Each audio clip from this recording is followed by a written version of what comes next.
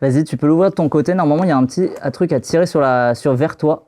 Elle est capricieuse, voilà. Ok. Donc, prends un premier objet dans la valise. Ouvrez votre valise. De très grandes lunettes noires, une trempe de vélo, Allez-y, c'est au fond à gauche, là, c'est ça, ouais. un bazooka. J'ai un permis pour ça. Bref, ils sont dans cette valise. Quoi? Oh oh. Donc, notre valise magique, je t'explique un peu. À l'intérieur, il va y avoir des objets Ok. qui sont normalement liés à ta vie. Ok. J'espère, hein. Normalement, la valise ne se trompe jamais. Donc, à chaque fois, on va piocher un objet un peu au hasard. Ok. Bah, c'est toi qui vas les piocher. Et à chaque fois que tu tires un objet, bah, tu vas me dire ce qui t'évoque, en fait, cet objet. Et Ok. puis voilà. Ça Ok. marche. On tente? C'est parti. T'es prête? Ouais. Alors, t'as un truc pour l'ouvrir. Vas-y, tu peux l'ouvrir de ton côté. Normalement, il y a un truc à tirer vers toi. Vers moi. Attends, parce que j'ai Elle des est un ongles. peu- Attends. Elle est capricieuse, voilà. Ok. Le but, c'est que tu ne regardes pas ce qu'il y a à l'intérieur et que tu Ah, pioches. Bah d'accord. oui, Bah ouais, ce serait. tu mets ta main, voilà. C'est ça. Donc, prends un premier objet dans la valise. Ok, Alors, waouh. est-ce que tu peux le montrer aussi à la caméra?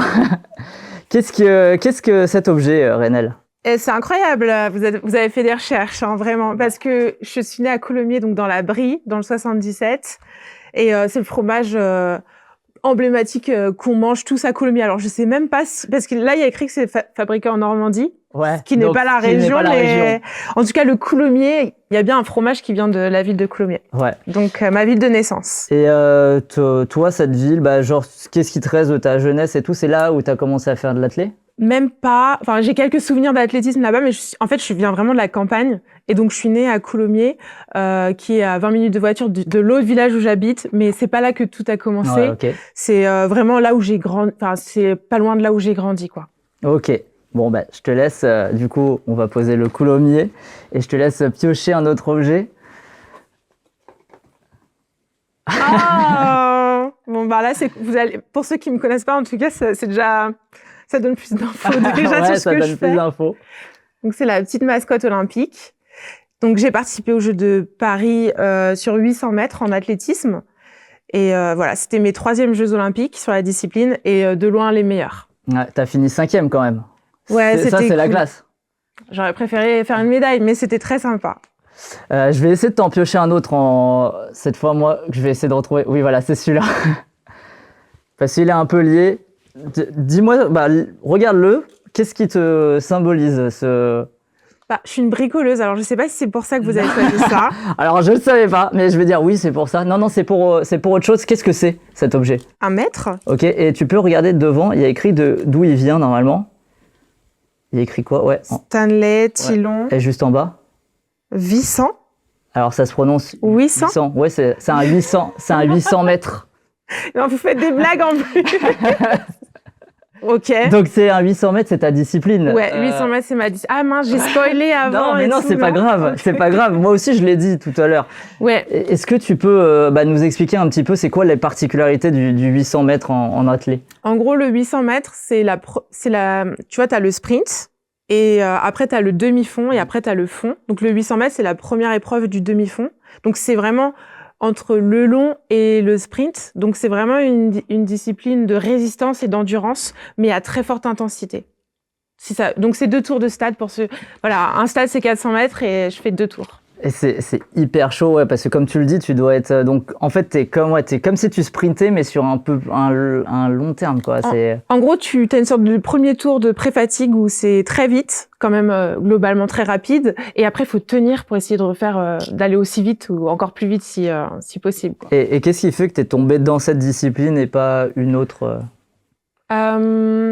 Je pense que c'est plutôt, je dirais que c'est la discipline qui m'a un peu choisie. J'étais avec mon ancien coach et il m'avait dit, tu seras pas assez bonne sur le long et tu seras pas assez bonne sur le sprint, donc le 800 c'est pour toi. C'est pas très glamour, Ouais. mais c'était un peu ça, quoi. Et Ok. finalement, j'ai adoré la discipline, donc c'est cool. Bon, parfait. Et bah, je te laisse prendre un autre objet. Donc, on sait hein, maintenant que tu fais du 800 mètres. Sur quoi Ah. Un chrono, bah toujours dans le... Ah, ok. Alors, qu'est-ce qui est écrit sur ce chrono? Une 57,06 et c'est mon meilleur temps sur 800 mètres. C'est mon record. C'est quoi l'objectif maintenant? Comment on fait pour l'améliorer ce temps? Bah, éviter les blessures, toujours bien travailler, c'est d'éviter vraiment les temps d'arrêt des blessures parce que c'est une discipline qui est très qui demande beaucoup du corps et, enfin, je veux dire, ça fragilise quand même le corps parce que c'est très violent comme effort et les entraînements sont vraiment super difficiles. Ça m'arrive presque de tomber enfin, je tombe pas dans les pommes, mais je peux plus me lever, par exemple. Enfin, c'est vraiment très intense.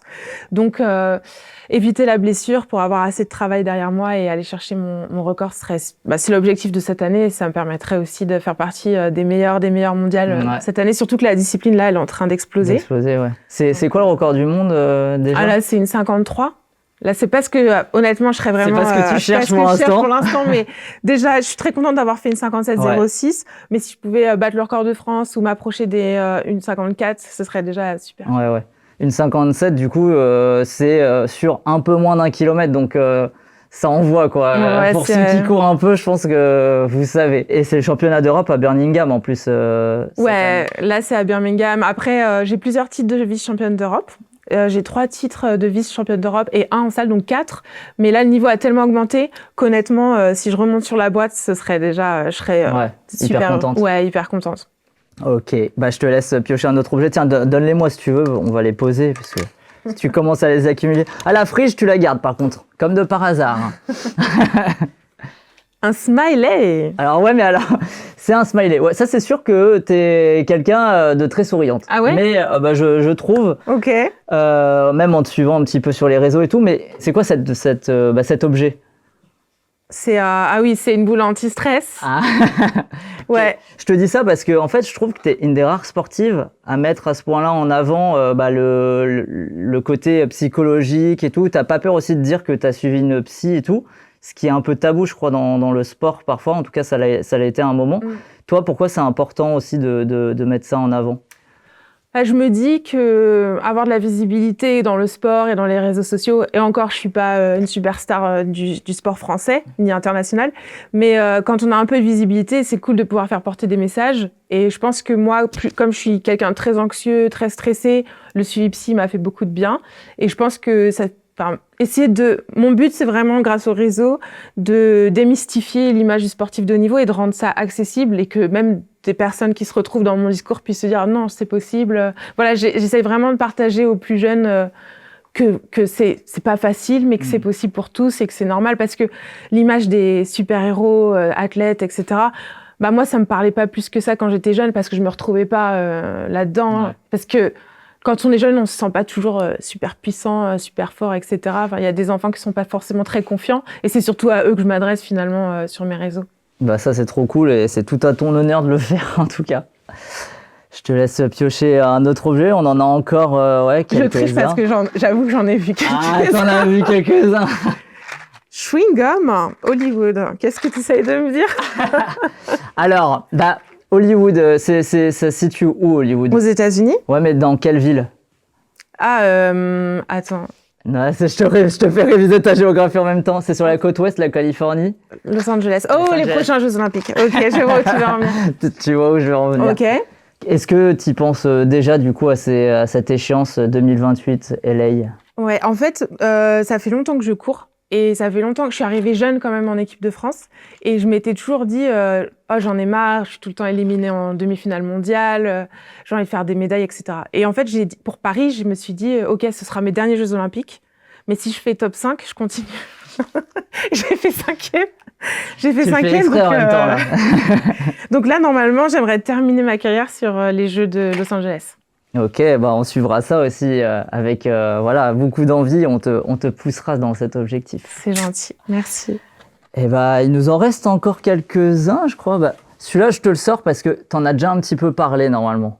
Je sais pas si tu le vois. Mais c'est génial! Alors, tu peux la montrer aussi peut-être à la caméra. C'est vous qui avez fait ça? Ouais, c'est nous. C'est nous. C'est génial!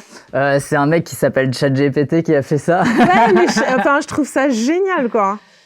Donc, qu'est-ce qu'il y a écrit sur cette carte que tu nous as montrée? C'est 3 villes qui sont pour moi des 3 villes qui ont été quand même importantes dans ma carrière d'athlète. Amsterdam, Berlin et Munich, qui ont été les villes d'accueil des championnats d'Europe où j'ai terminé 3 fois 2e. J'ai jamais gagné, mais voilà, de voir les 3 villes réunies sur une carte, pour moi, ça me fait quelque chose parce que c'est chouette. Merci. Eh ben, on te la laisse, hein, c'est cadeau. Tu peux toujours repartir avec un des objets de la valise. Ça sera celui-là. Si Bah, tu je la veux. garderai, ouais. Même si j'ai bien compris que tu voulais repartir avec elle. Hein. Mais ça, celle-ci, je crois que je l'ai déjà. Donc, Tu l'as déjà. Il en reste encore un petit peu. Ouais, allez, on peut s'en faire encore un si tu veux. Ma licence. Ah, mais là, on a tout fait dans le désordre, par contre, Ouais, non? mais c'est pas grave. C'est pas grave. C'est le risque du truc. Alors, est-ce qu'elle ressemble un peu à ça, ta licence? Bah, en fait, maintenant, elles sont sous format numérique. Mais ouais, ça ressemble complètement à ça. Hein. Franchement, vous êtes trop fort. Ouais, ça fait peur même un petit peu au final qu'on puisse faire des trucs comme ça, non? Ouais, parce que vous avez vraiment le sens du détail. Là, c'est Ouais. vrai que c'est un peu angoissant. Allez.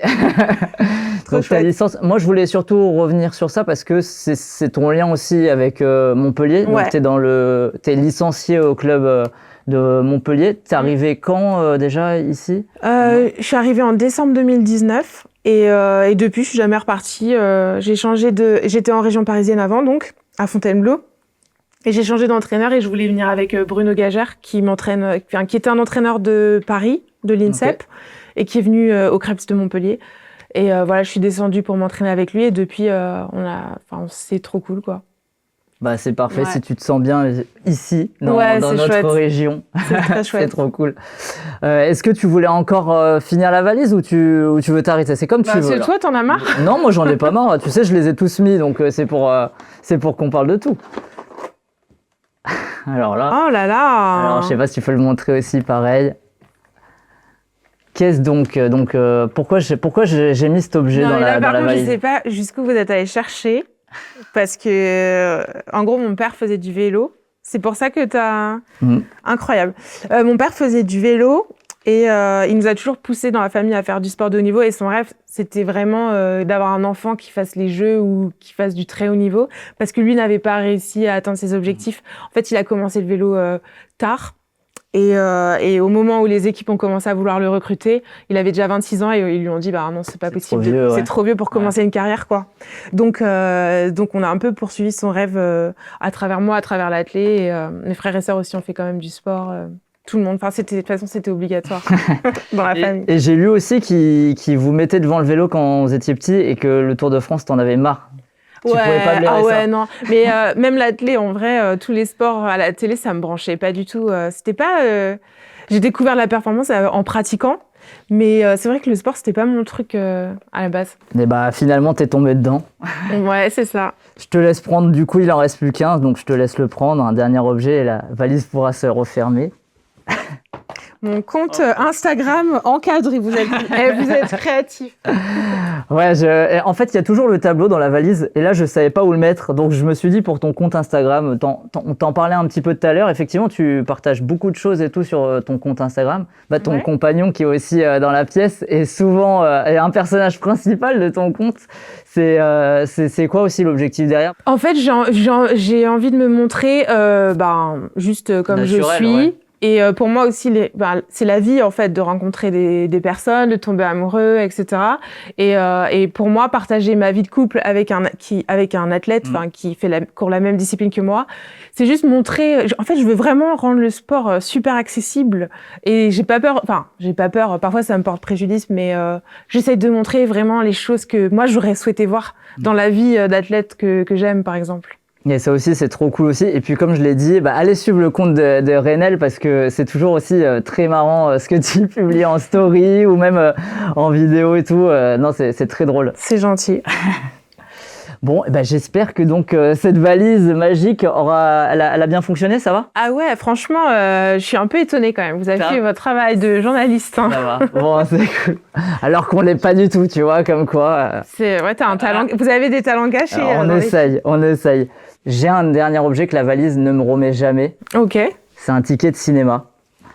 Alors là, j'ai choisi un film, je sais pas si tu l'as vu, c'est Fury. Non. Alors je l'ai choisi juste parce qu'il y a Brad Pitt dedans et je Ok. sais que t'aimes bien Brad Pitt. Qu'est-ce que ça symbolise pour toi le cinéma? Alors, moi, le cinéma, j'ai vraiment des souvenirs d'enfance par rapport au cinéma. Je veux dire, je me rappelle de la fois où je suis allée voir Harry Potter 1 au cinéma, quand je suis allée voir Nemo au cinéma, et pour moi, c'était vraiment un truc de fou. Un truc de fou. Et du coup, c'est vrai qu'aujourd'hui, j'aime bien aller au cinéma.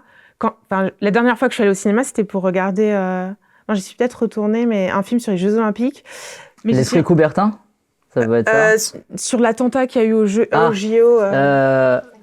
5 5 septembre. Ouais. Donc quand je vais au cinéma, pour moi, c'est vraiment que c'est un film que j'ai envie d'aller voir parce que j'étais tellement fascinée par les sorties cinéma que j'ai faites enfant que je déteste être déçue au cinéma. Donc quand je vais au cinéma, c'est pas pour voir un film que je pourrais regarder sur Netflix, par exemple. Et 5 septembre, t'en avais pensé quoi? J'ai adoré. Ouais, c'est génial. J'ai adoré parce qu'en plus... T'es pris dedans, quoi. Ah ouais, j'étais prise dedans et en plus d'avoir vécu les JO et de regarder comme ça, j'étais vraiment... Rien que d'en parler, ça me remet les frissons, ouais. Je me souviens de tout et je n'ai que de merveilleux souvenirs.